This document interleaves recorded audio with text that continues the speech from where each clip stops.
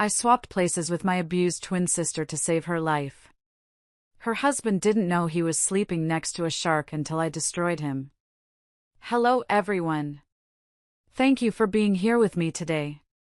Before I begin my story, grab a warm cup of tea and get comfortable. I'd love to know what time of day you're watching this video. Please comment M for morning, A for afternoon, or E for evening. Now, let me take you into this story. My name is Valerie, and for the last 10 years, I've been a shark. I'm a corporate attorney in Chicago, specializing in hostile takeovers. I eat stress for breakfast and tear apart arrogant CEOs for lunch. I don't cry. I don't flinch. And I certainly don't let anyone see me bleed. But 3 days ago, my twin sister, Vanessa, walked into my corner office at midnight, and for the first time in a decade, I felt my heart stop. She didn't just walk in. She limped. She was wearing a heavy turtleneck sweater in the middle of a humid July heatwave. And she was wearing sunglasses indoors. When she took them off, I stopped breathing. Her left eye was swollen shut, a grotesque shade of purple and black. Her lip was split. But it was the look in her good eye that killed me. It was dead. Empty. Like the sister I shared a womb with had been scooped out, leaving only a shell behind.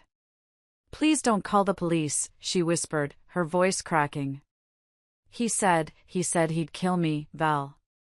He said he'd take Lily and I'd never see her again. I stood up, walked around my mahogany desk, and locked the door. I gently pulled down the collar of her sweater. And that's when I saw it. Handprints. Dark, bruising fingerprints wrapped around her throat. Someone had squeezed the life out of my sister. Someone had put their hands on the person I loved most in this world and tried to snuff her out. That someone was Richard. Her husband. The man she married 3 years ago. The perfect guy who charmed our parents and promised to take care of her. Something inside me snapped. It wasn't a loud snap. It was quiet. Cold. It was the sound of a judge banging a gavel, sentencing a man to death. I hugged my sister, careful not to touch her bruised ribs, and I made a decision. A crazy, dangerous, illegal decision. You're not going back there, I told her. I have to, she sobbed. If I'm not home by tomorrow, he'll know. He tracks my phone. He counts the miles on the car. He'll hurt Lily. I pulled back and looked her in the eye. We are identical twins. Mirror images. Same height, same nose, same cheekbones. The only difference was that life had made me hard, and it had made her soft. He won't know, I said, my voice dropping to a terrifying calm. Because you're not going back, Vanessa. I am. What? She looked at me like I was insane. We swap, I said. I go to that house. I pretend to be you. I find the evidence. I get Lily out. And I destroy him. Val, no. You don't know him. He's a monster. I smiled. It wasn't a nice smile. He's a domestic abuser, Nessa. He's a bully who likes to hit women. He's about to find out what happens when he tries to hit a shark. I could see the terror in her eyes, but also a flicker of hope. I needed that hope to burn brighter. I needed to know exactly what I was walking into. So, I sat her down on my leather couch, poured her a glass of water, and made her tell me everything. Every rule. Every threat. Every weakness. If you are listening to this and you have ever felt helpless, or if you just want to see a bully get exactly what he deserves, hit that like button right now. Subscribe to the channel so you don't miss a second of this, and comment down below what city you are watching from. I want to see how far this message of justice travels. Now, let me tell you how I prepared for the role of a lifetime. Vanessa told me about the schedule. Richard expected dinner on the table at 6 p.m. sharp. Not 6:01. not $5.59. He checked the receipts from the grocery store against the items in the pantry. He monitored the odometer on her car. He didn't allow her to have a password on her phone. But it wasn't just him. It was his mother, Peggy, and his sister, Carla. They lived in the house, too. Two parasites feeding off my sister's misery. They treated her like a servant. A punching bag. As I listened, I wasn't just angry. I was calculating. I was building a case in my head. Domestic violence is hard to prove in court without hard evidence. It's he said, she said. And Richard was a smooth talker. He was a realtor, a community pillar. He knew how to hide his darkness. So, I needed proof. Irrefutable, undeniable proof. Give me 3 days, I told Vanessa. Stay at my apartment. My security system is military grade. No one gets in. Order whatever food you want. Sleep. Heal. Let me handle Richard. She grabbed my hand. Her fingers were trembling. He's dangerous, Val. Physically dangerous. You're a lawyer, not a fighter. I squeezed her hand back. She didn't know about the Krav Maga classes I'd been taking for 5 years. She didn't know about the boxing gym I visited 3 times a week to work off the stress of the courtroom. She remembered the bookish, nerdy Valery from college. She didn't know the woman I had become. I can handle him, I promised. But we have to do this right now. We have to transform me. I looked at the clock. It was 2 a.m. I had 6 hours before Richard woke up. 6 hours to erase Valery the lawyer and become Vanessa the victim. I reached for the scissors on my desk. The first thing to go was the hair. I kept mine in a sharp, angled bob, a power cut. Vanessa wore hers long and wavy, a style Richard preferred because it looked feminine. Luckily, my hair grows fast, and hers had been trimmed recently due to split ends, so the length difference wasn't impossible to hide if I pinned it up, but to be safe, I used some extensions I had from a gala event years ago. We spent an hour matching the shade perfectly. Next was the makeup. Or rather, the lack of it. I scrubbed off my expensive foundation, my eyeliner, my signature red lipstick. I looked in the mirror. Without the armor of my makeup, I looked younger.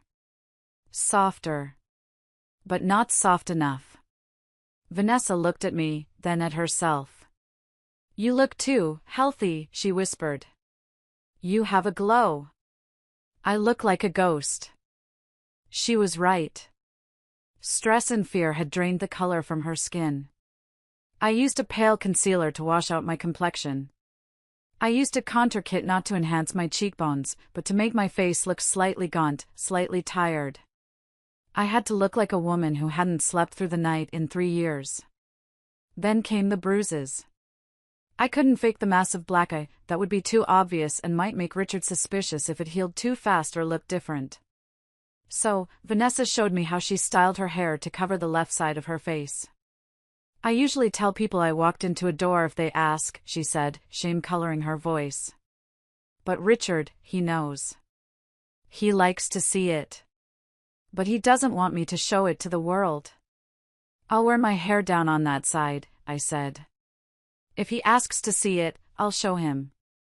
I felt a knot of nausea in my stomach. We switched clothes. I took off my tailored Armani suit and put on her worn-out leggings and an oversized t-shirt. The fabric smelled like lavender laundry detergent and stale fear. It was suffocating. But the most important part of the preparation wasn't the look. It was the tech. As a lawyer, I know the value of evidence. I opened my safe and pulled out my shark kit. It's a collection of gadgets I use for high-stakes corporate espionage cases. What is that? Vanessa asked, eyeing a small, glittering brooch. It looks like a cheap costume jewelry pin, I explained. Something a grandmother might give you.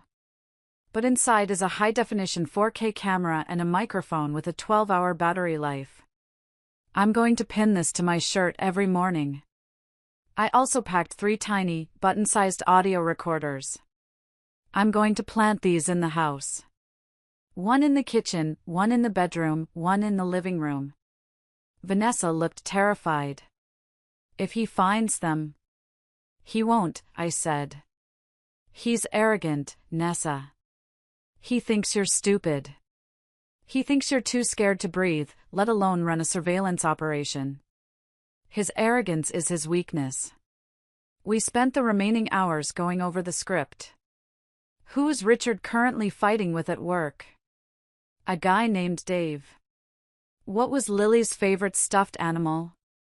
Mr. Bear. What medications was Peggy taking? Blood pressure pills, which she demanded Vanessa fetch every morning at 8 a.m. I memorized the floor plan of the house. I memorized the passcode to the garage. I memorized the lie about where I had been. I went for a drive to clear my head. I fell asleep in the car.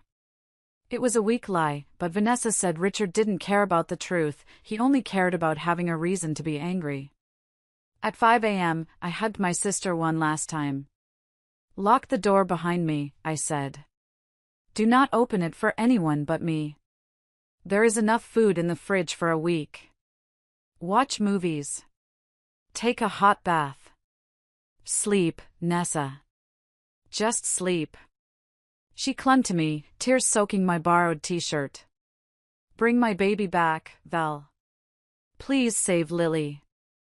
I promise, I said. And I meant it. I walked out of my secure, luxury apartment building and climbed into Vanessa's beat-up sedan. The engine sputtered when I turned the key. The check engine light was on. The interior smelled of old fast food wrappers and sadness. I gripped the steering wheel. My hands weren't shaking. They were steady. I was driving into a war zone, unarmed, into the home of a man who beat women for fun. But he had made one critical mistake. He thought he had broken his wife. He didn't know he had just invited her evil twin to dinner. I pulled out of the garage and headed toward the suburbs. The sun was rising, painting the sky in shades of blood orange. It was a beautiful day for a reckoning. The drive to the suburbs took 45 minutes. Every mile felt like I was driving backward in time, away from my life of freedom and into a cage. The house was in a cul-de-sac, a generic 2-story beige building with a manicured lawn.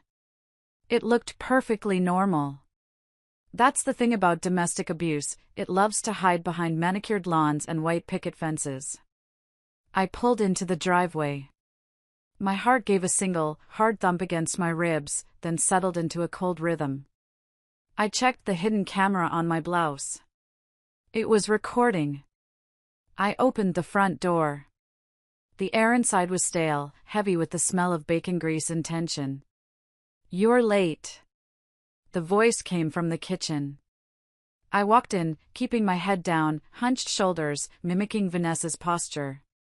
Richard was sitting at the table, scrolling through his phone. He didn't even look up. He was handsome in a generic, salesman kind of way. Blonde hair, blue eyes, jawline that probably charmed half the neighborhood. But I saw the tension in his neck, the way his hand gripped his coffee mug like a weapon. I asked you a question, he said, his voice deceptively calm. Where the hell have you been? I just needed some air, I stammered, using the soft, breathy voice Vanessa used. I fell asleep in the car. I'm sorry, Richard. He finally looked up. His eyes scanned me, looking for a crack in the facade. He lingered on the bruise covered by my hair. He smiled, a small, cruel twitch of his lips. You look like trash, he said. Go clean yourself up. Mom needs her pills. I wanted to grab the hot coffee pot and smash it across his face. The rage flared hot and bright in my chest, screaming at me to fight. Not yet, I told myself. Gather the evidence. I walked past him, and he reached out, grabbing my wrist. His grip was hard, painful. "Don't think I forgot about last night," he hissed, leaning close. I could smell the stale alcohol on his breath. "You try to leave again, and I'll break the other leg." "Other leg?" I catalogued that. He had broken her leg before. I pulled my arm away, gently, not forcefully. "I'm not leaving," I whispered. "I'm here." "Good girl." He released me. I walked into the living room. Two women were sprawled on the couch watching a morning talk show. Peggy, his mother, and Carla, his sister. Peggy didn't turn around. "My tea is cold, Vanessa. And you forgot to buy the brand of biscuits I like." "You're useless." Carla laughed. She was playing with her phone, her feet propped up on the coffee table, feet that were resting on a pile of laundry that I assumed Vanessa was supposed to fold. "Hey, useless," Carla called out. "Did you wash my pink blouse?" "I need it for tonight." "I'll check," I mumbled, hurrying upstairs. I needed to find Lily. The house was a mess of contradictions. The living room and kitchen, the public areas, were spotless. But as I walked up the stairs, I noticed the neglect. Peeling paint. A hole in the drywall that had been poorly patched, likely from a fist. I found Lily's room at the end of the hall. The door was cracked open. I pushed it gently. Lily was sitting on the floor, playing with a doll. She was 8 years old, but she looked 5. Small, fragile, with big, terrified eyes. When she saw me, she didn't run to hug me. She flinched. That flinch broke my heart more than Vanessa's bruises. "Mommy," she whispered. "Is Daddy mad?" I knelt down, keeping my distance so I wouldn't scare her. "Daddy is downstairs," I said. "Are you okay, baby?" She nodded quickly, too quickly. I was quiet. I was super quiet like a mouse. I didn't wake Grandma. "You did a good job," I said, forcing a smile. "Come here." She hesitated, then crept toward me. I wrapped my arms around her. She felt like a bird, all hollow bones and trembling energy. I smelled her hair, strawberry shampoo, and promised her silently, "I am going to get you out of here. I am going to burn this whole house down to get you out." "Vanessa!" Peggy screamed from downstairs. "My pills! Now!" Lily jumped in my arms. "You better go, Mommy," she whispered, pushing me away. "Grandma will tell Daddy." I stood up. "I'll be right back, sweetie." I went back downstairs. The dynamic was clear. Richard was the king, Peggy was the queen mother, and Carla was the princess. Vanessa was the slave. I went to the kitchen cabinet where the meds were kept. I handed the bottle to Peggy. She snatched it from my hand, her long, manicured nails scratching my skin. "Water," she commanded. I fetched a glass of water. As I handed it to her, I noticed a receipt on the counter. It was a grocery receipt. Richard had circled the total in red pen. "You spent $145, Richard said, appearing behind me. "The budget is $140. Milk went up," I said. "You're lying," he said. "You bought something for yourself, didn't you? Some candy? A magazine?" "No, Richard. Prices are just high." He grabbed the receipt and crumpled it, throwing it at my face. "You're a liar and a thief. You're stealing my money." He raised his hand. It was a reflex for him. He was going to backhand me. My training kicked in. My muscles coiled. I calculated the trajectory. If he swung, I could duck, pivot, and drive my palm into his solar plexus. I could drop him in 2 seconds. But the camera on my chest needed the shot. And I needed him to think I was weak. I flinched, covering my head with my arms, making myself small. He stopped his hand mid-air, sneering. Pathetic. Look at you. You make me sick. He lowered his hand and walked away. Dinner is steak. Don't overcook it like last time, or you'll be eating it off the floor. I lowered my arms. My heart was pounding, not from fear, but from the adrenaline of holding back. I looked at the crumpled receipt on the floor. Strike one, Richard, I thought. You have no idea what you just started. The rest of the morning was a blur of chores. I was scrubbing toilets, folding laundry, and vacuuming while Peggy and Carla sat downstairs criticizing the noise I was making. It gave me time to think, time to observe. I planted the audio recorders while I cleaned. One went behind the books on the living room shelf. One went under the master bed. One went on top of the kitchen cabinets, hidden by a fake plant. But my mind kept going back to Lily. At 3 p.m., I picked her up from school. Vanessa had told me the routine: drive her home, give her a snack, make sure she does homework quietly in her room until dinner. No TV. No playing outside where the neighbors might ask questions. When Lily got in the car, she was silent.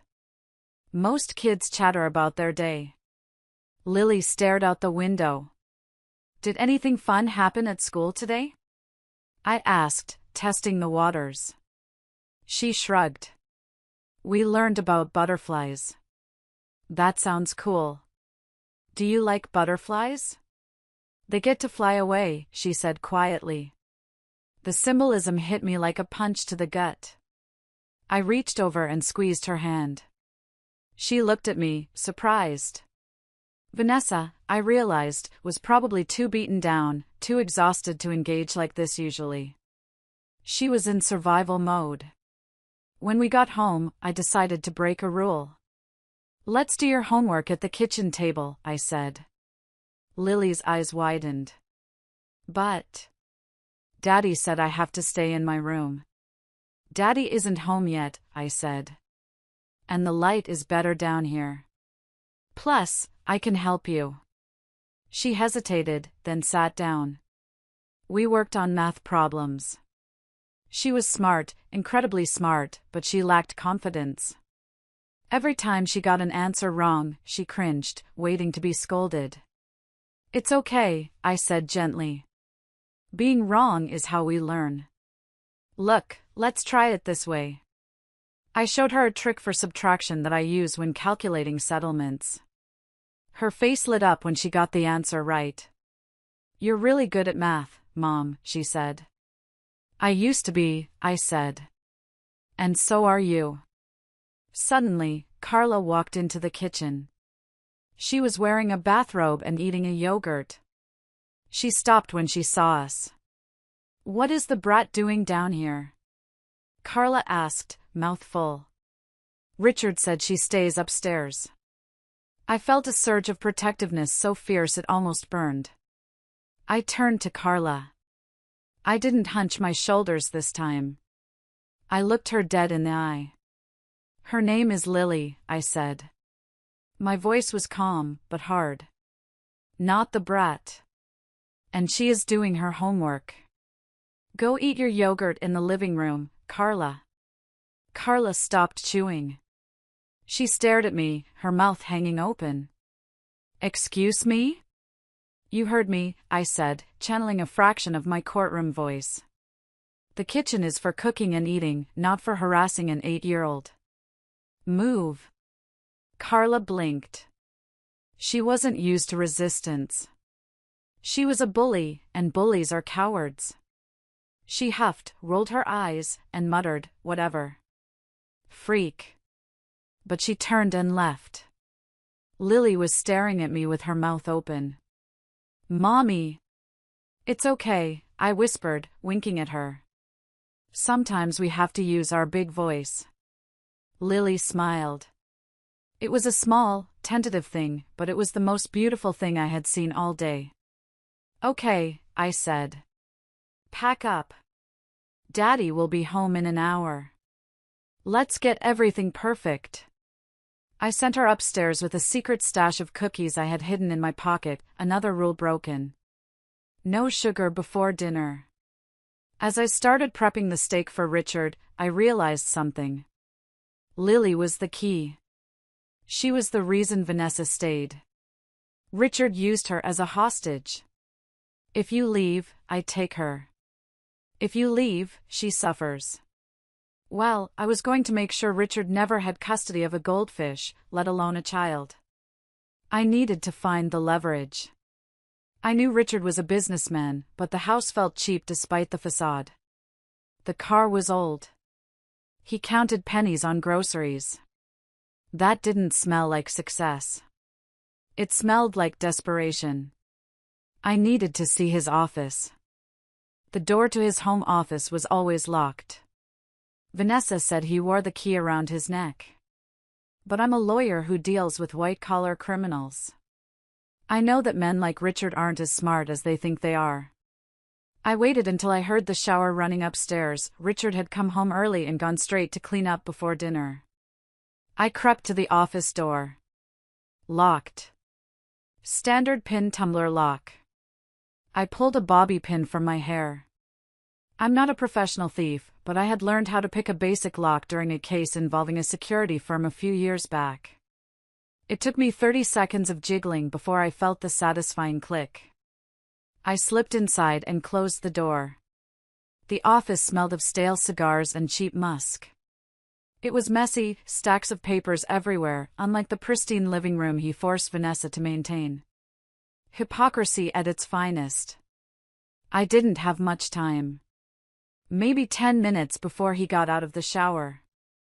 I went straight for the filing cabinet. Locked. I picked that too. Inside, I found the chaos. Credit card statements. 5 of them. All maxed out. I flipped through the charges. Online gambling sites. DraftKings. PokerStars. Thousands of dollars a month hemorrhaging into the void of the internet. Then I found the investment folders. My stomach turned. It wasn't real estate. It was a pyramid scheme. Some multi-level marketing vitamin scam he had bought into, thousands of dollars of inventory rotting somewhere in a garage unit, probably. And crypto. Terrible, obscure crypto coins that had crashed to zero months ago. Richard wasn't just broke. He was destitute. He was drowning in debt. I snapped photos of everything with my spy camera brooch, making sure to get clear shots of the account numbers and the negative balances. Then I found the folder marked house. This was the smoking gun I was looking for. Vanessa had told me that our grandmother had left her money for a down payment, but Richard handled the paperwork. I opened the deed. My legal brain scanned the document in seconds. Joint tenants with rights of survivorship. He was on the deed. But then I saw the date. It was signed 3 days before they were married. I pulled out the mortgage documents. He had forged her signature on a second mortgage. I knew my sister's handwriting. The loop on the V was wrong. He had taken out a home equity line of credit, $50,000, and blown it all. But here was the kicker. I found a letter from the bank, unopened, buried at the bottom of the stack. Notice of default. They were 3 months behind on the mortgage. The bank was threatening foreclosure. This man was terrorizing my sister over $5 worth of grocery money while he had secretly gambled away their entire future and put a roof over their heads at risk. "You pathetic little man," I whispered. Suddenly, I heard the water stop upstairs. I froze. I quickly shoved the papers back into the folders, trying to arrange them exactly as I found them. I relocked the cabinet. I slipped out of the room and used the bobby pin to lock the door from the outside. I made it to the kitchen just as Richard came thumping down the stairs. "What are you doing?" he barked. I was standing by the stove, my heart hammering against my ribs like a trapped bird. "Just checking the steak, Richard." Medium rare, right? He stared at me, his eyes narrowing. He sniffed the air. You smell like sweat. You disgust me. I've been cleaning all day, I said, keeping my head down. He walked past me to the fridge and grabbed a beer. My mom says you talked back to Carla today. I stiffened. Of course, she had tatted. She called Lily a brat, I said quietly. I just corrected her. Richard slammed the refrigerator door. The sound echoed like a gunshot. He walked over to me, towering over my frame. He was big, heavy with muscle that had turned to soft bulk over the years. Carla is my sister, he spat, his face inches from mine. This is her house. You are a guest here. You don't correct her. You serve her. Do you understand? This is her house. I almost laughed. The bank owns this house, Richard, and you're about to lose it. I understand, I said. Apologize to her at dinner, he ordered. I will, I lied. And if I hear you raising your voice again. He let the threat hang in the air. He reached out and poked my forehead hard with his index finger. Don't make me teach you another lesson, Vanessa. My hand still hurts from the last time. He walked away to the living room. I stood there, rubbing the spot on my forehead. Rage, cold and sharp, flooded my veins. He was complaining that his hand hurt from beating my sister. I looked at the steak knife on the counter. It was sharp. No, I told myself. Too easy. Prison is too good for him. I want him to suffer. I want him to lose everything. His money, his reputation, his freedom, his family. I took a deep breath. I had the financial leverage now. I knew he was desperate. And desperate men make mistakes. Tomorrow, I would find the infidelity. I knew it was there. Men like Richard always need an ego boost when their financial life is crumbling. I put the steak in the pan. The sizzle sounded like applause. The next day, Richard went to work, which I now knew meant going to a coffee shop to gamble on his phone or try to recruit idiots into his vitamin pyramid scheme. Peggy and Carla went out to lunch. I was home alone with the silence. Around 11 a.m., the doorbell rang. I checked the peephole. It was a woman. Blonde, overly tanned, wearing a dress that was a little too tight for a Tuesday morning. Susan. Vanessa had told me about Susan. Her best friend from college. The one person she was still allowed to see because Richard approved of her. Susan often came over to give Vanessa advice on how to be a better wife. I opened the door. Hey, girl. Susan breezed in, bringing a cloud of cloying perfume with her. She didn't hug me. She just walked straight to the kitchen. God, it's hot out there. Do you have iced tea? Sure, I said, studying her. Susan sat at the island, crossing her legs. She looked around the kitchen judgmentally. Place looks a bit messy, Ness. Richard won't like that. I'm getting to it, I said, pouring her a glass. So, Susan leaned in, lowering her voice. How are things? Is he in a good mood? He's stressed, I said carefully. Well, you know how he gets with money, Susan said, taking a sip.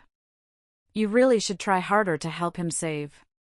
I mean, he works so hard for you and Lily. I stared at her. He works hard. He's gambling away the mortgage. I try, I said. I know, honey. But maybe fix yourself up a bit? Susan gestured vaguely at my face and outfit. I mean, look at you. No wonder he looks elsewhere for conversation. My ears perked up. Elsewhere. I walked closer to her. And then I smelled it. Underneath her floral perfume, there was a scent I recognized. It was Old Spice, the cheap deodorant Richard wore. And on her neck, just below her ear, poorly covered by makeup, was a faint, reddish mark.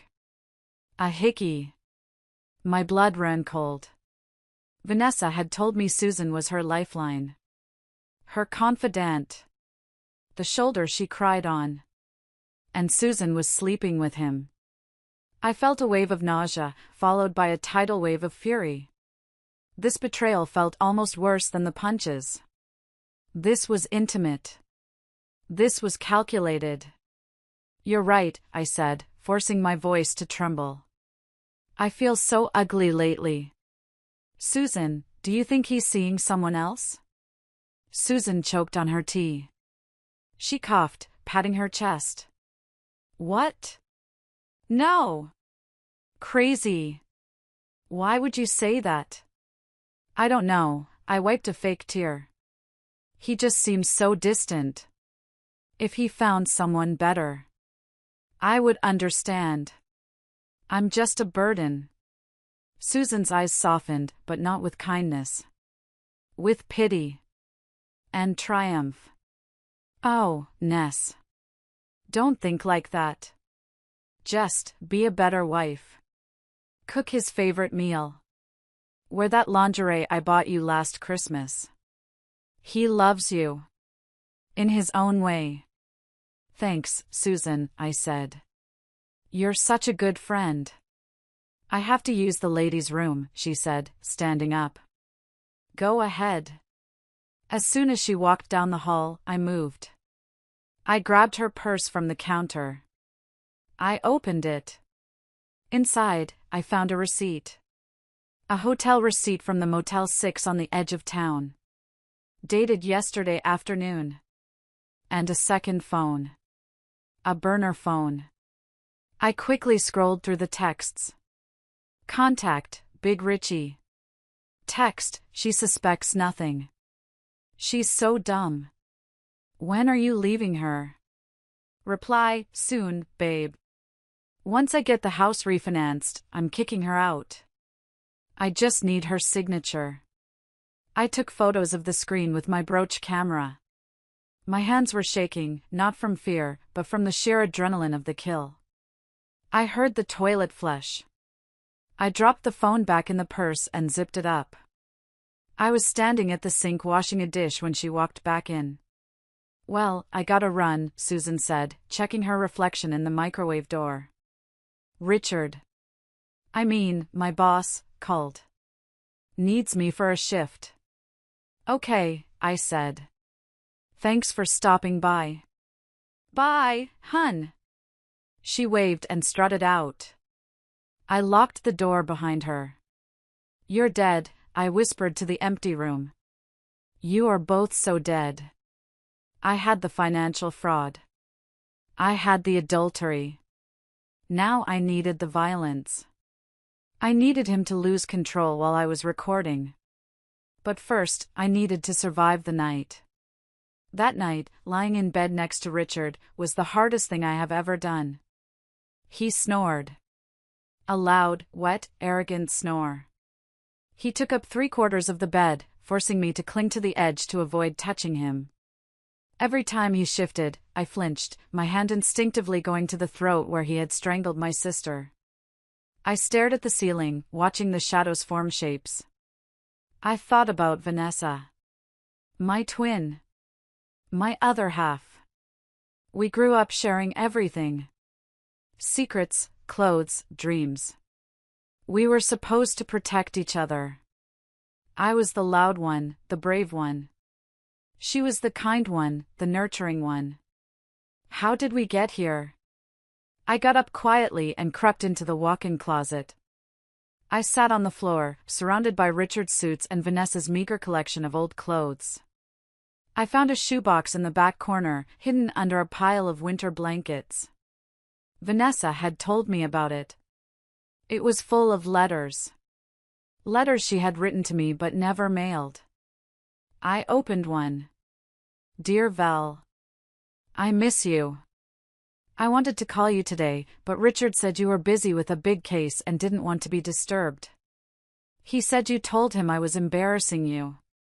I hope that's not true, but I know I'm not successful like you. I'm just a housewife. I'm sorry if I let you down. Tears pricked my eyes.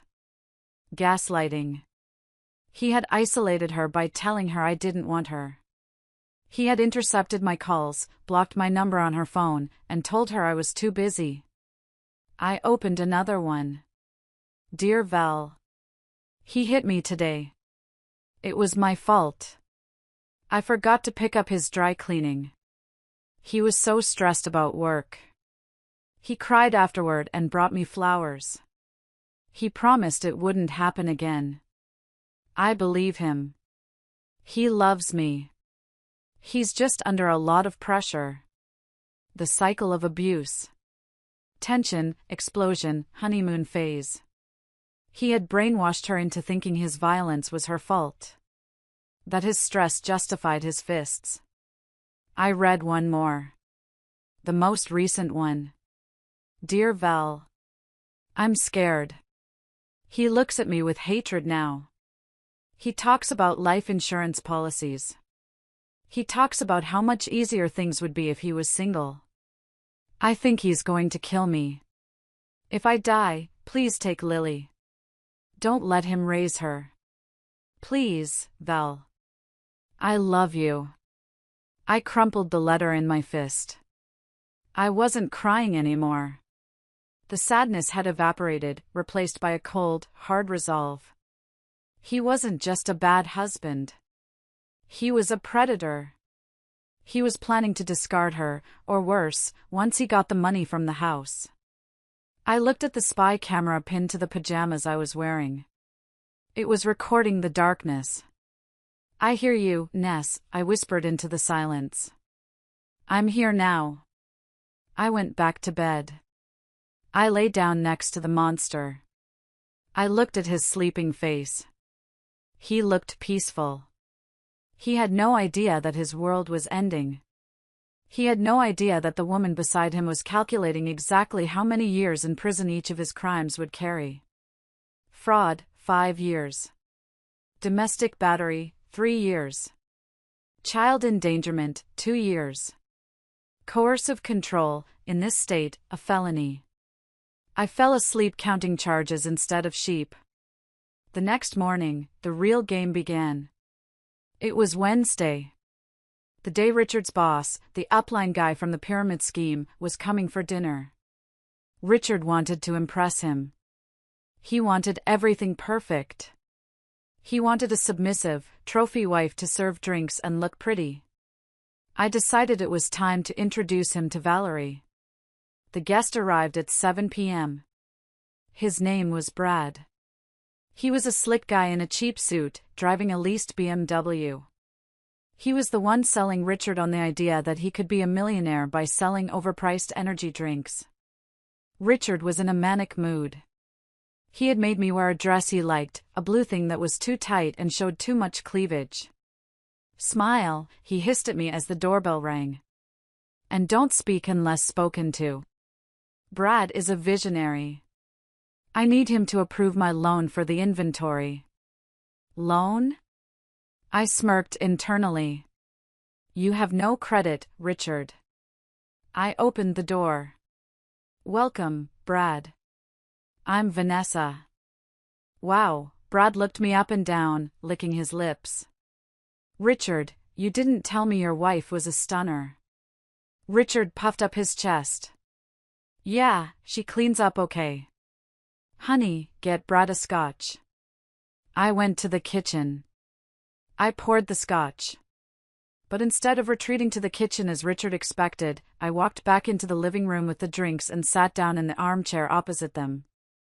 Richard's eyes bulged. He gave me a sharp look that said, "Get out." I ignored him. I crossed my legs and smiled at Brad. So, Brad, I said, my voice smooth and confident, my courtroom voice, just dialed down a notch. Richard tells me you're in direct sales. Is the compensation structure binary or unilevel? Brad blinked, surprised. It's a binary hybrid with a matching bonus. Interesting, I said. And what's the retention rate for your distributors? Industry standard is usually less than 20% after the first year. Are you SEC compliant regarding your income disclosure statements? The room went silent. You could hear a pin drop. Richard looked like he was having a stroke. Vanessa, he warned, his voice shaking. Go check dinner. Dinner is in the oven, darling, I said sweetly. I'm just fascinated by Brad's business model. It sounds remarkably like a Ponzi scheme wrapped in a product front. But I'm sure I'm wrong. You have audited financials, right, Brad? Brad shifted uncomfortably. He loosened his tie. Well, we're a private company. Of course, I nodded. And Richard says you want him to invest $10,000 for inventory? That seems like a high buy-in for a no-risk opportunity. Especially considering the market saturation. I was destroying Richard's business deal in real time. I was humiliating him by being smarter than him. Richard stood up. His face was beet red.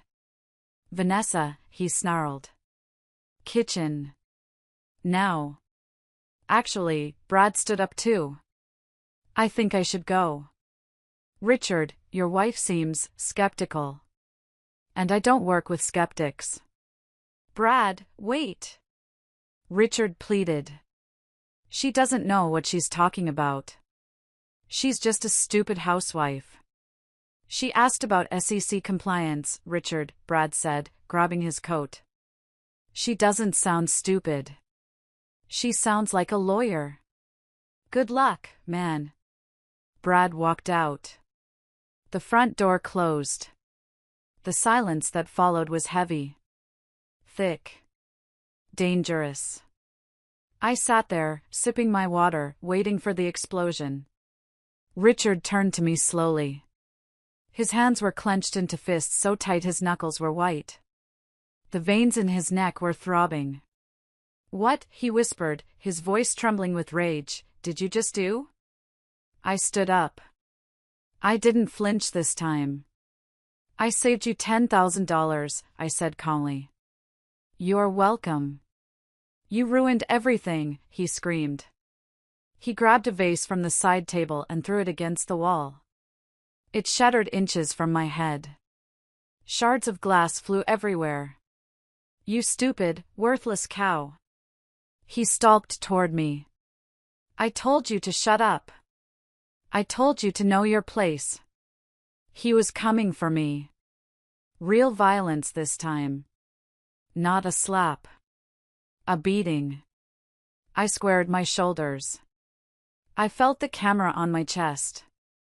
I felt the adrenaline flood my system. Come on, Richard, I thought. Do it. Give me the felony assault charge. Give me the reason to put you away forever. Don't come any closer, I warned, my voice low. Or what, he sneered, towering over me. You'll cry? You'll beg? You're nothing without me. He raised his fist.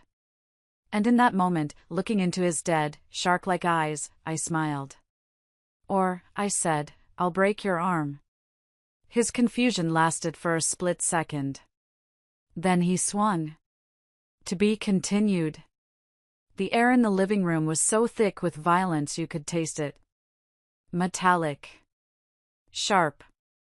Like blood before it's even spilled. Richard's fist was coming toward my face. It wasn't a slap this time.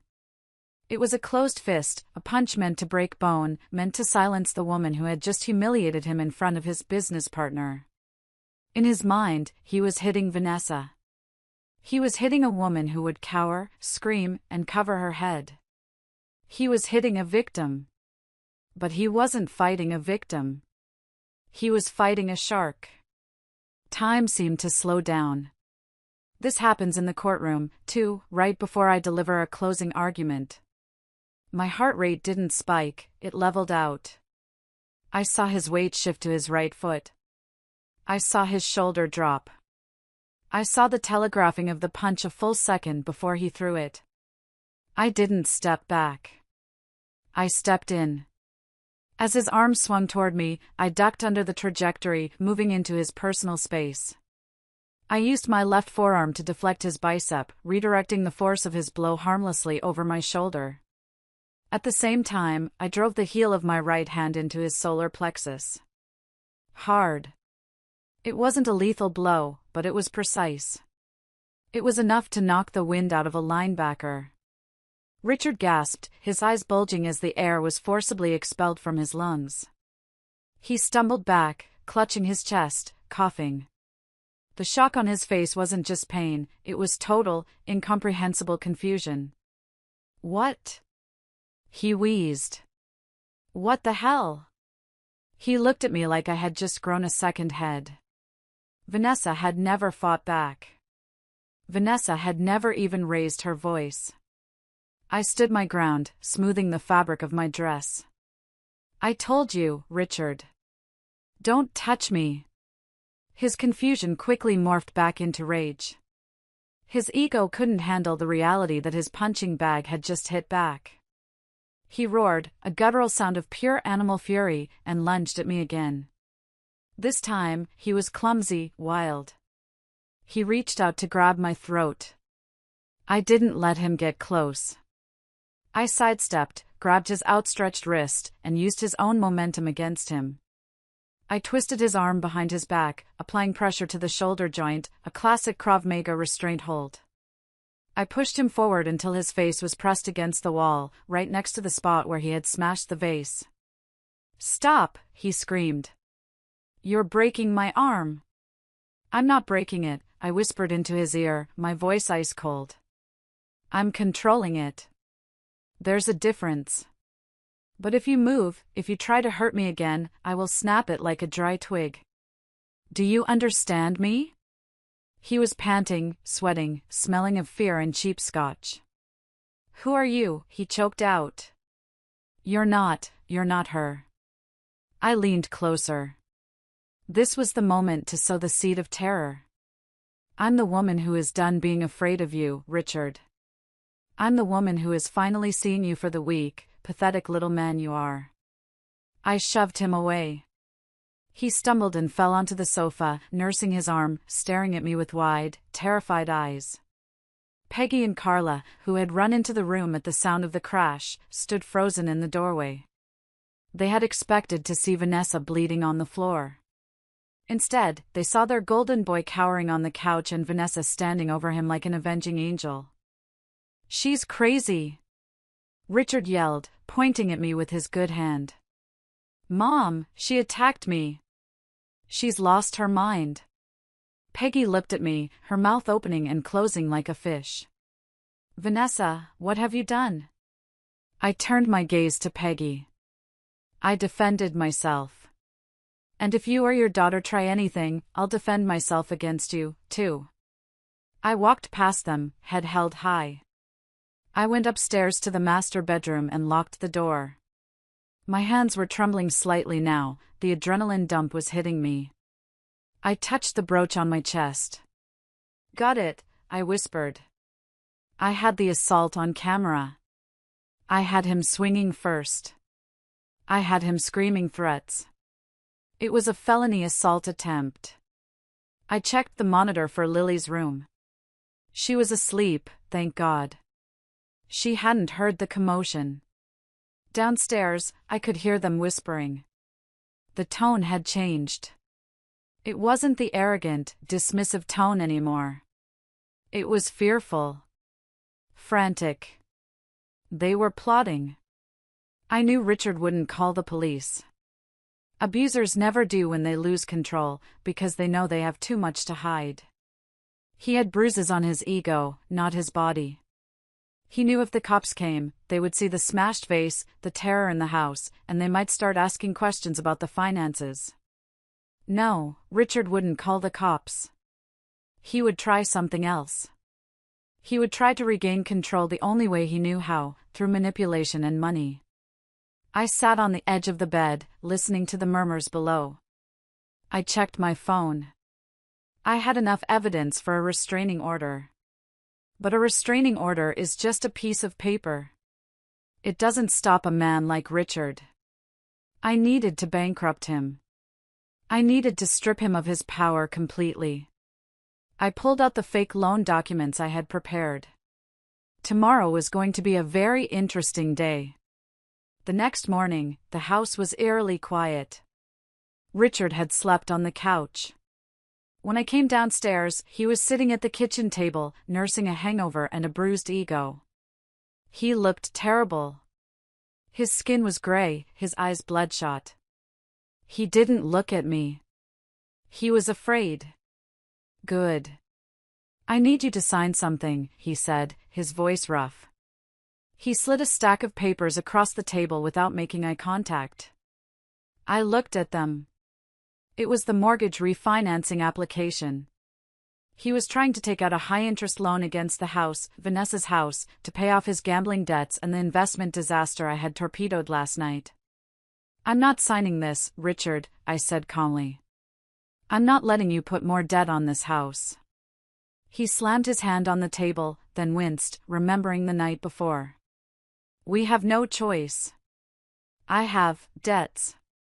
Bad debts, Vanessa. If I don't pay these guys by Friday, something bad is going to happen. To us. To the house. He was lying about these guys. It was DraftKings and credit card companies, not loan sharks. But he was desperate. I have a solution, I said. I pulled a folder from my bag. I called my dad, I lied. I told him we were having trouble.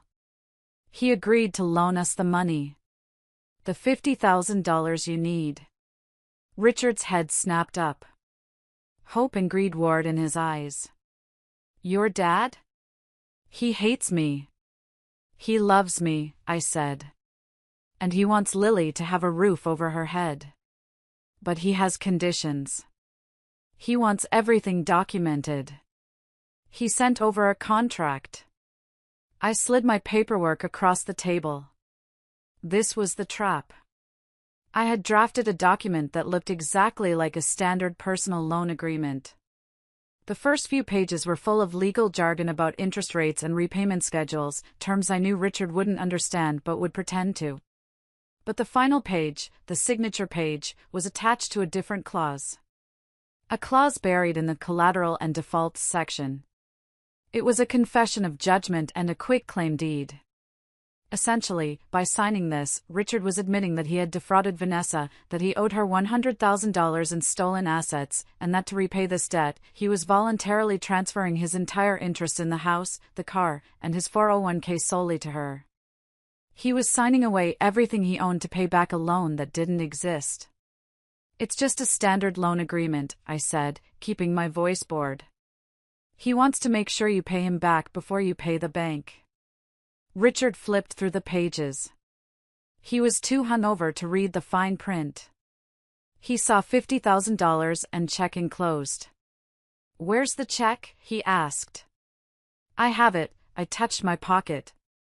Once you sign, I deposit it. The money will be in your account by noon. He hesitated. He looked at me, searching for the trick. But his greed was louder than his suspicion. He saw a way out of his hole. He saw a way to fix his mess without admitting he was a failure. Fine, he grunted. Give me a pen. My heart hammered against my ribs, but my hand was steady as I handed him the blue ink pen. Sign here, I pointed. And here. And initial here. He scrawled his signature. Richard Johnson. Richard Johnson. He was signing his life away. You need a witness, I said. Carla is upstairs, right? Carla, he yelled. Carla came down, looking annoyed. What? Sign this, Richard ordered. It's for money. Carla rolled her eyes and signed as the witness. She didn't read a word. She just wanted him to stop yelling. Done, Richard pushed the papers back to me. Now give me the check. I took the papers and slid them into my bag. I locked eyes with him. "I'll go to the bank now," I said. "Don't worry, Richard. Everything is going to be taken care of." I walked out of the house. I got into the car and drove straight to the nearest notary public, a contact of mine who I had arranged to meet. In our state, a document signed with a witness could be notarized post facto if the witness, Carla, was verified, or in this case, I had recorded the entire signing on video with my brooch. It was admissible. It was binding. I had the house back. Legally, he was now a squatter in Vanessa's home. But I wasn't done. I needed to nail the coffin shut. I needed the social proof. I needed the neighbors. I didn't go to the bank. I went next door. Mrs. Miller lived in the house to the left. She was a widow in her 70s, the kind of woman who spent her days gardening and watching everything that happened on the street. Vanessa had told me that Richard hated her. He had yelled at her for letting her hose spray onto his driveway. He had threatened to sue her when her dog barked. I knocked on her door. Mrs. Miller opened it, peering suspiciously through the screen. When she saw me, her face softened into pity. "Vanessa," she said gently. "Oh, honey. That bruise. Can I come in, Mrs. Miller?" I asked. "I need help." She opened the door immediately. Come in, come in. I have fresh lemonade." Her house smelled like potpourri and safety.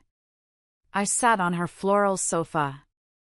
"Mrs. Miller, I'm going to leave him," I said. I decided not to reveal my identity yet. It was safer if she thought she was helping Vanessa. "But I need proof of what he's been doing. I know you have security cameras." Mrs. Miller's eyes lit up with a fierce determination. "I certainly do. Ever since that man threatened my buster, I installed cameras pointing right at your driveway and your backyard." "Do you have footage of him hurting me?" I asked. "Or screaming?" "I have footage of him dragging you by the hair last winter," she said, her voice shaking with anger. "I called the police that night, you know. But when they came, you told them you slipped on the ice." "I was scared," I whispered. "I know, dear. I kept the video. Just in case." She led me to her computer. She opened a folder named Neighbors. It was a horror movie. Video after video. Richard shoving Vanessa. Richard locking her out of the house in the rain. Richard screaming in her face while she held Lily. And there's this. Mrs. Miller clicked on a file dated 2 weeks ago. It showed Richard's car in the driveway. A minute later, Susan's car pulled up. They stood by the car. Richard grabbed Susan and kissed her. Deeply. Hands roaming. Then they went inside the house. "That hussy," Mrs. Miller spat. "Coming over while you were at the grocery store. Can I have copies of all of these?" I asked. "Take the whole flash drive," she insisted. "Put that bastard in jail, Vanessa." I hugged her. "Thank you, Mrs. Miller. You have no idea what you just did." I walked back to the house with the flash drive in my pocket. It burned against my leg. I had everything. Financial fraud. Assault. Adultery. Witness intimidation. I walked back into the house. It was quiet. Too quiet. I went to the kitchen. Richard was there, whispering with Peggy and Carla. They stopped talking as soon as I entered. The vibe had shifted. It wasn't the usual hostility. It was something darker. Predatory. "Did you deposit the check?" Richard asked, his voice tight. "Yes," I lied. "It takes 24 hours to clear." He nodded, looking at his mother. Peggy smiled at me. It was the scariest smile I had ever seen. You look tired, Vanessa, Peggy said. You've been acting so erratic lately. So aggressive. Maybe you need to rest. I'm fine, I said. No, you're not, Richard said, standing up. You attacked me yesterday. You're delusional. We're worried about you. Gaslighting, I thought. Level 10. We made you some coffee, Carla said, pushing a mug toward me. Drink it. Relax. I looked at the mug. World's best mom. I looked at their faces. Richard was sweating. Peggy was too eager. Carla wouldn't meet my eyes. My shark instinct screamed, danger. I'll drink it upstairs, I said, grabbing the mug. No, drink it here, Richard said, blocking my path. We want to talk to you. I need to use the bathroom first, I said. I walked past him, carrying the mug. I went into the downstairs powder room and locked the door. I poured a tiny drop of the coffee onto the porcelain sink and dabbed it with my finger, tasting the tiniest amount. Bitter. Chemical. Benzodiazepines. Xanax or Valium, crushed up. I recognized the taste from a case where a client had been drugged. They weren't just gaslighting me. They were poisoning me. I pulled up my phone and checked the audio feed from the bug I had planted in the kitchen. I rewound it to 5 minutes ago. Peggy's voice, make sure she drinks it all. Once she's out, we call Dr. Evans. He owes you a favor. He'll sign the commitment papers. We tell them she tried to kill herself. We tell them she's a danger to Lily. Richard's voice, and once she's in the psych ward, I get power of attorney. I get the house. I get everything. Carla's voice, what about the loan she got? Richard, I'll spend that too. I stared at the mirror. My reflection stared back. Valery. Not Vanessa. They were planning to commit my sister to a mental institution to steal her life.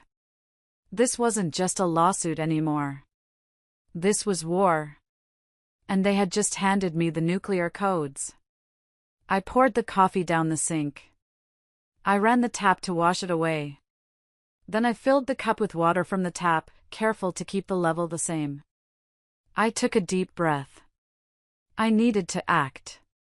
I needed to act perfectly. I unlocked the door and walked back into the kitchen. I raised the mug to my lips and took a long swallow of the water, pretending it was the bitter coffee. Thanks, I said. I did need that. I saw Richard's shoulders relax. Peggy exchanged a look of triumph with Carla. So, Richard said, his voice dripping with fake concern. We've been thinking, Vanessa. Maybe you should go away for a while. Get some help. Help?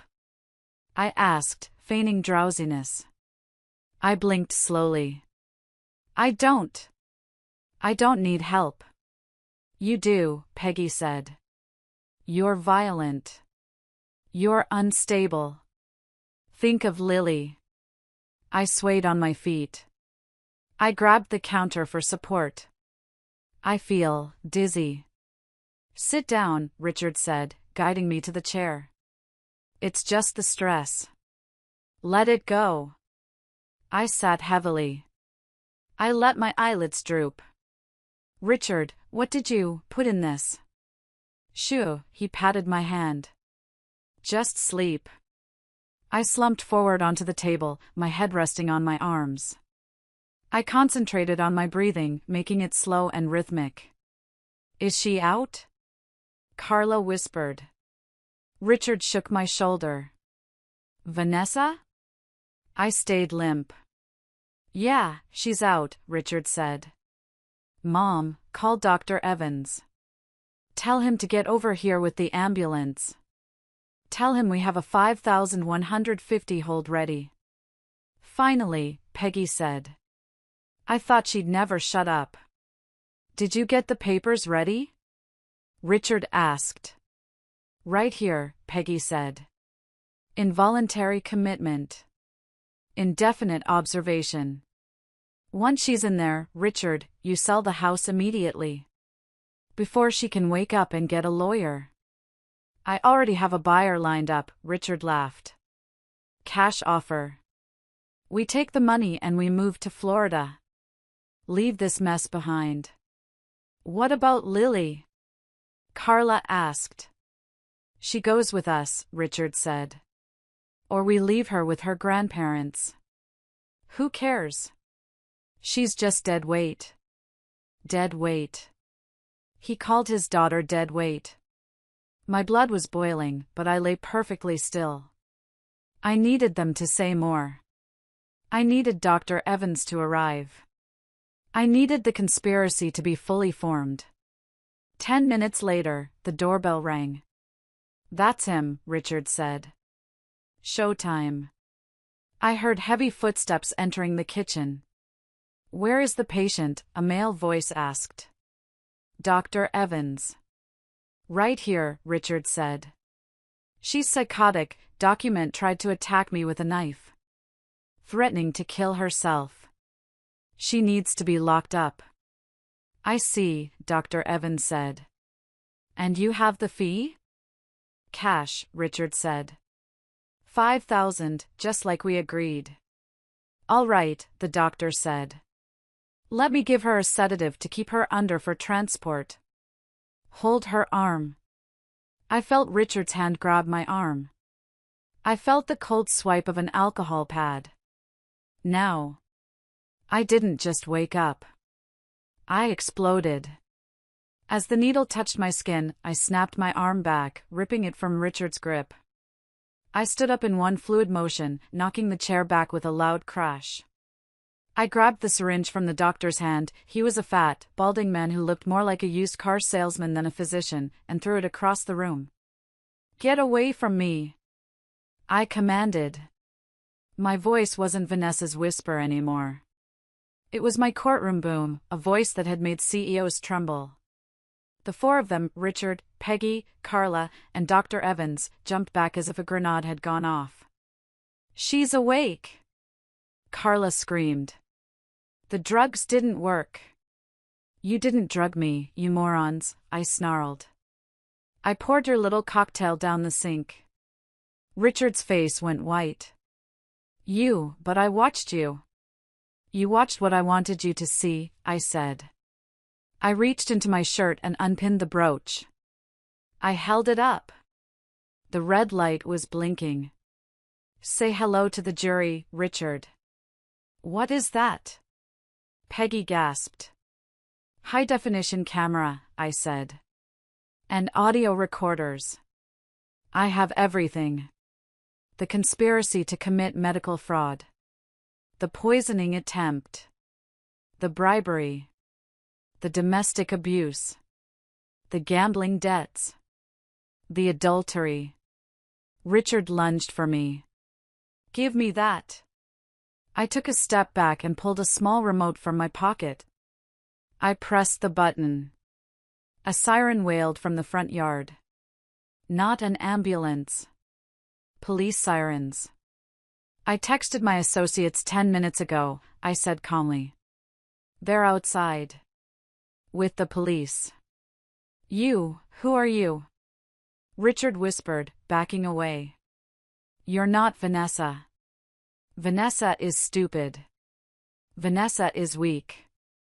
I smiled. It was the smile of a predator who has just cornered its prey.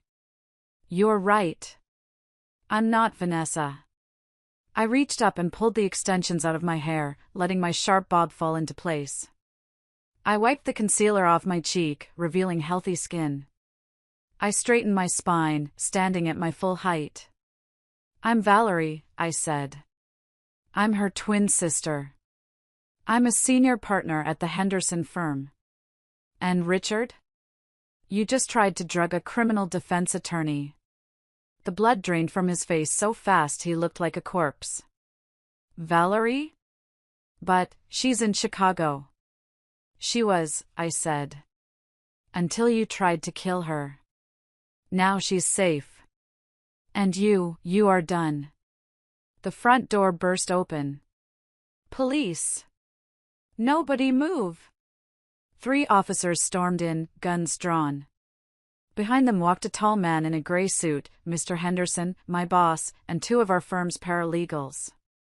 Officers! Richard screamed, pointing at me. She's crazy. She broke into my home. She's impersonating my wife. Save it, Richard, I said. I walked over to the lead officer, Officer Davis, whom I had spoken to on the phone earlier.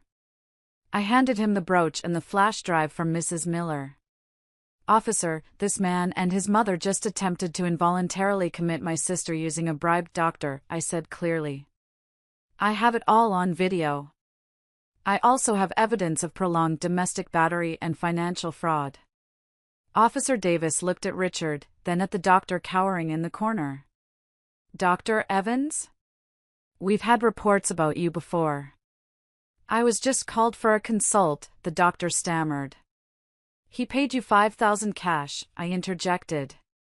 Check his pockets. An officer patted down the doctor and pulled out a thick envelope of cash. Cuff them, Officer Davis said. Wait! Peggy shrieked. I didn't do anything. It was all him. It was Richard. You crushed the pills, Peggy, I said coldly. I have the audio. You're an accessory to attempted kidnapping and assault. As the officers moved to handcuff Richard, he looked at me. His eyes were wide, filled with a mixture of terror and hatred. You ruined my life, he spat. I stepped closer to him, right into his personal space, so only he could hear me. No, Richard. You ruined your own life when you put your hands on my sister. I just made sure you paid the bill. He was shoved against the wall. The click of the handcuffs was the sweetest sound I had ever heard. CTA. If you are cheering right now, if you felt that click of the handcuffs in your soul, please hit that like button and comment the number 1 below. Let me know you are with me, that you stand against bullies like Richard. Your support tells YouTube that these stories matter. Comment 1 and let's watch him get dragged away. The kitchen was now a crime scene. But I wasn't done. The police were making arrests, but I needed to ensure the civil victory was just as absolute as the criminal one. I needed to strip the meat from the bone. Officer, I said. Before you take him, there is the matter of the property. What property? Richard sneered, struggling against the cuffs. This is my house. You're trespassing. Actually, I signaled to my paralegal, who handed me a file. It's not. I held up the document Richard had signed yesterday. The loan agreement. Yesterday, in the presence of a witness, your sister Carla, you signed a quitclaim deed transferring full ownership of this property to Vanessa Johnson. You also signed a confession of judgment admitting to a debt of $100,000 and surrendering your vehicle and retirement accounts as collateral. Richard blinked. What? No. I signed a loan for $50,000. Did you read the collateral clause, Richard? I asked. Page 4. Paragraph 2. The borrower acknowledges past misappropriation of funds and agrees to immediate asset forfeiture in lieu of criminal prosecution for fraud. His jaw dropped. You tricked me. I legally outmaneuvered you, I corrected. You signed it. It's notarized. It's filed with the county clerk as of this morning. You don't own this house.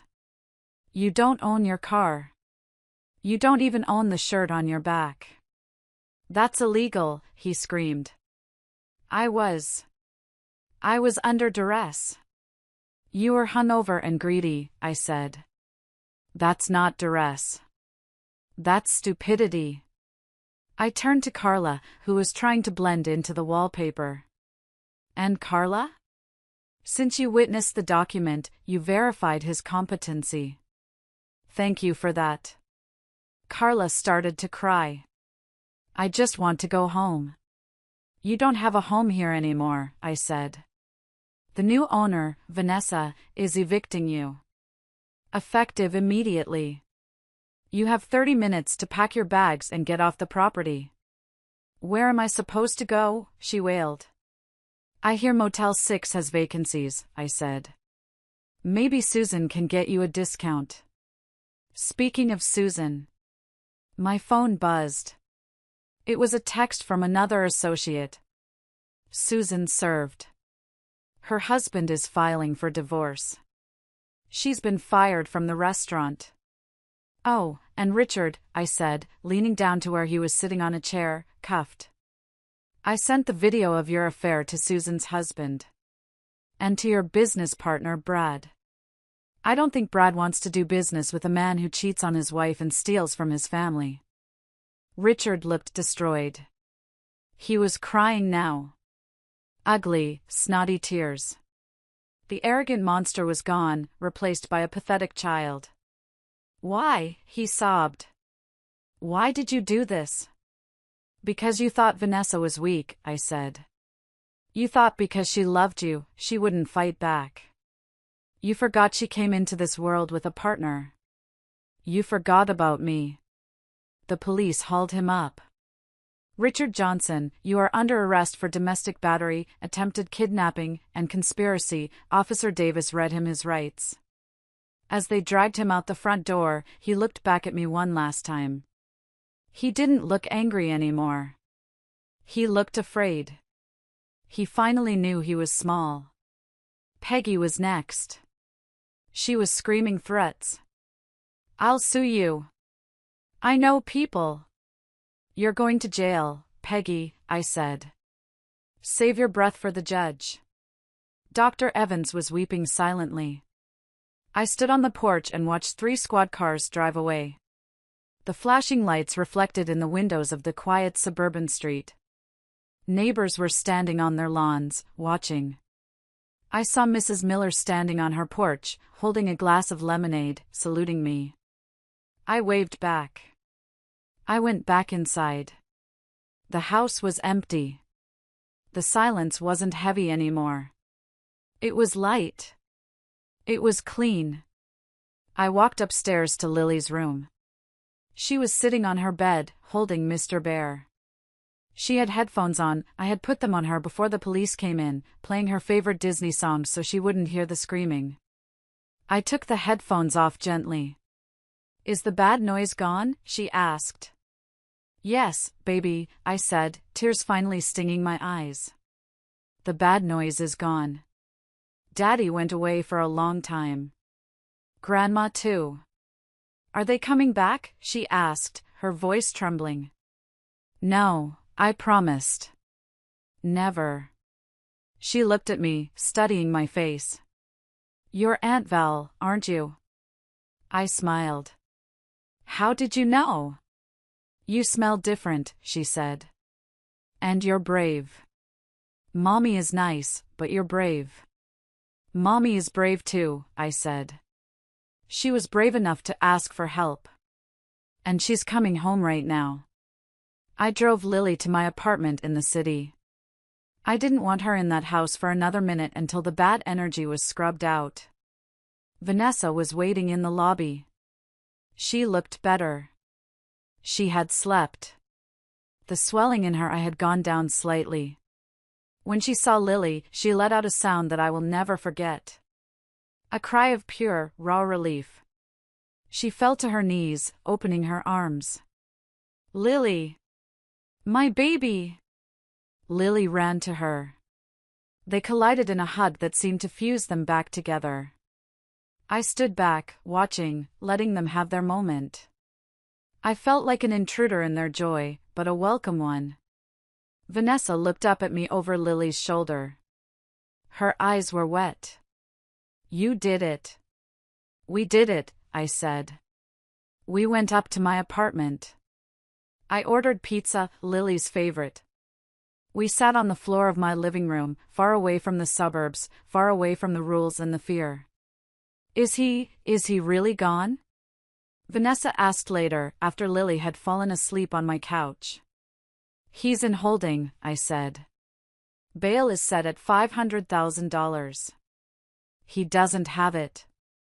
His assets are frozen. The house is yours, free and clear. I filed the divorce papers this afternoon. Sole custody. No visitation. Vanessa shook her head in disbelief. I can't believe it. I thought I would die in that house, Val. You're going to live, I said. You're going to sell that house. You're going to move here, closer to me. I already looked at a condo down the street. It has a pool for Lily. But I have no money, she said, the old fear creeping back. I haven't worked in 3 years. You have the equity from the house, I said. Once we sell it, you'll have over $200,000. That's your restart money. And I'm going to help you get a job. The school district is hiring. She looked at her hands. I don't know if I can be strong like you. You don't have to be me, I said. You just have to be you. The Vanessa who survived 3 years of hell to protect her daughter. That's stronger than anything I did. I just punched a bully. You endured him. We slept in the same bed that night, just like we did when we were kids. Safe. Together. The next few months were a whirlwind of legal proceedings. I represented Vanessa, of course. Richard tried to fight. He got a public defender because he couldn't afford a private lawyer. He tried to claim I had entrapped him, that I had impersonated his wife illegally. But the judge, a stern woman who hated domestic abusers, wasn't having it. Mr. Johnson, she said during the bail hearing. You are on video assaulting a woman. You are on audio conspiring to commit medical kidnapping. The identity of the victim is irrelevant to the brutality of your actions. He took a plea deal.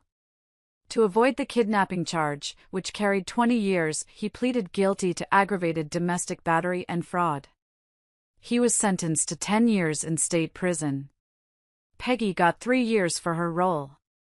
Carla got probation and community service, mostly because she turned state's evidence against her brother to save her own skin. Vanessa sold the house. We hired a cleaning crew to scrub it top to bottom, then put it on the market. It sold in a week. She burned the furniture in the backyard before she left, a bonfire of closure. She moved into the condo near me. It was small, bright, and full of plants. No dark corners. No locked doors. Lily started therapy. It was hard at first. She had nightmares. She hoarded food, afraid she wouldn't be allowed to eat. But slowly, the shadows lifted. She started laughing again. She joined a soccer team. She learned that making a mistake on her homework didn't mean punishment. And Vanessa, she bloomed. She cut her hair short, not like mine, but a pixie cut. Sassy. Fun. She started wearing bright colors. She got a job as a teacher's aide and enrolled in night classes to get her master's degree in social work. She wanted to help other women. She wanted to be the person she needed back then. As for me, I went back to my corporate law job. I went back to destroying CEOs. But something had changed. I wasn't just a shark anymore. I was a protector. I started taking pro bono cases for a domestic violence shelter on weekends. I realized that the law isn't just about money. It's about a shield. And sometimes, a sword. 6 months later, I visited Richard in prison. Vanessa didn't want to go, and I didn't blame her. But I needed to see him one last time. I needed to see the end of the story. He looked older. Smaller. The prison jumpsuit hung loosely on his frame. He had lost his tan, his expensive haircut, his swagger. He sat behind the glass, picking up the phone. "What do you want?" he muttered. "Just checking in," I said cheerfully. "How's the food?" I hear the meatloaf is terrible. Go to hell, he said. I'm not the one in hell, Richard, I said. I just came to tell you that Lily won her soccer championship yesterday. She didn't ask about you. Not once. He flinched. That hurt him more than the handcuffs. The realization that he was forgotten. And Vanessa, I continued. She's dating. A nice guy. A librarian. He treats her like a queen. He cooks her dinner. She's mine, he hissed. She'll always be mine. She was never yours, I said. She was a possession you broke. But she glued herself back together. And now she's stronger than you ever were. I stood up. Goodbye, Richard. Enjoy the next decade. When you get out, Lily will be 18. She'll be a woman. And she'll know exactly who you are. You won't have a mother to enable you, a sister to serve you, or a wife to beat. You'll be alone. I hung up the phone and walked away. I didn't look back. I drove to Vanessa's condo. It was Taco Tuesday. Lily was setting the table. Vanessa was dancing in the kitchen to Taylor Swift. Aunt Val. Lily screamed, running to hug me. I picked her up and spun her around. Hey, superhero, I said. We ate tacos. We laughed until our sides hurt. We talked about the future. There was no fear in the room. Only love. And the smell of cilantro and lime, not stale beer and dread. I looked at my sister. She caught my eye and winked. The same wink I gave her the day I decided to save her life. We were identical twins. Two halves of the same soul. One shark, one survivor. And together, we were unstoppable. That's my story. I swapped places with my abused twin sister, and I destroyed her husband's life. Some people tell me I went too far. They say I shouldn't have impersonated her, that I shouldn't have tricked him into signing away his assets, that I should have just called the police and waited. To those people, I say, you don't understand predators. Predators don't respect rules. They don't respect the law. They use the law as a shield to hide their abuse. They count on their victims playing nice. They count on women being scared, polite, and submissive. Richard counted on Vanessa being a victim. He didn't count on her having a sister who was willing to break the rules to save her. If you are listening to this, and you are in a situation like Vanessa's, please know this, you are not weak. You are surviving. And that takes a strength that people like Richard will never understand. But you don't have to survive alone. Reach out. Tell someone. Tell a neighbor, a friend, a sister. Document everything. Take photos. Keep a secret diary. Hide money. And if you have a sister, or a friend, or a daughter who is being hurt, don't look away. Don't be polite. Be a shark. Step in. Break the door down if you have to. Because the only thing necessary for the triumph of evil is for good people to do nothing. I'm Valerie. I'm a lawyer, a sister, and a fighter. And I'd do it all again in a heartbeat. Thank you for listening to my story.